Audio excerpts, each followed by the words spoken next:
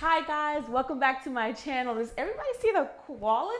Okay, shout out to my fiance for letting me use his gear and for setting me up real nice.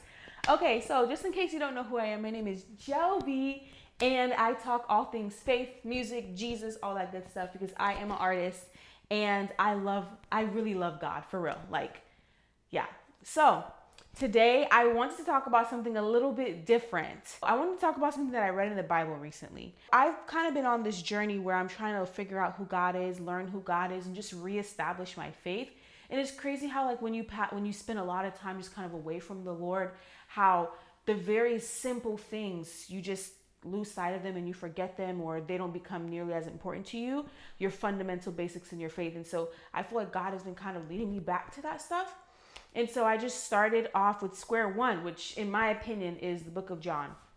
So I'm reading the book of John, and a lot of people they ask things like, "Oh, is Jesus really God? Jesus is just a messenger." Da, da, da, da. But as I'm reading through John chapter 1, it's very clear that Jesus is God and that, John chapter 1 identifies that clearly. As I was reading John chapter 1, this one verse really stood out to me. And it is John chapter 1, verse 12. It says, "Yet to all who did receive him, to those who believed in his name, he gave the right to become children of God." At first I didn't really understand why that stood out to me so much, but as I was meditating on it and I'm reading it over and over again, yet to all who did receive him, to those who believed in his name, he gave the right to become children of God. Just some context. The him that the Bible was talking about, and you'll see this in the previous verses, the him that the Bible was talking about is Jesus. As I started to meditate on this, I started to realize that a lot of times people will be like, "Oh, do you believe in God?" And people are like, "Oh yeah, I believe in God." Like all over Instagram, you see, God is real. God is real. But I think the kind of belief that's being talked about in that sense is very superficial. It's not grounded, it's not rooted. And I only say that because of what this scripture says. Because just lackadaisical casual belief in God is just the acknowledgement that maybe he kind of exists. But when you truly acknowledge that God is real and that he is who he says he is, you move different. And I think that's what the Bible talks about in this verse. It says, "Yet to all who did receive him, to those who believed in his name, he gave the right to become children of God." So it's not enough for somebody to just be like, "Oh yeah, I believe in God." There's a preface there. There's a precursor. You have to receive. And the only way that you can prove if you really believe God is for you to receive him. What does the Bible mean by receive? From what I read, I think the Bible is talking about letting God in. When you receive somebody into your home, you receive somebody into your space, you receive somebody into your life, you allow God in. You allow him into the intimate spaces of your life. You don't just let anybody in your house. You don't just let anybody, in your life. And so when you receive God, you allow him into intimate spaces. And as he's walking through these intimate spaces, it compels you to believe. They go hand in hand. This really stood out to me because for years, I've said, yeah, I believe in God and, God is real. Jesus is real. God will forgive me. But like my life didn't match up. And a lot of people are bamboozled and they're hoodwinked in the same exact way. Like they think that if we just profess that Jesus is Lord, that's enough. Anybody can say anything.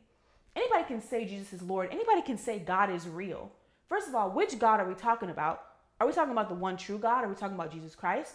Second of all, if you actually believe that he is who he said he is, you believe what is in the scriptures, you believe what is written about him, then you will move different. And you cannot, this is for me as well, like you cannot just sit here and say, I believe in God, but your life is not showing it. You cannot sit here and say, I believe in God, but you don't open yourself up to receive him and you don't let him in the intimate parts of your life. And the thing about God is when you let him into the intimate parts of your life, he starts to clean things. He starts to wash things. And so it's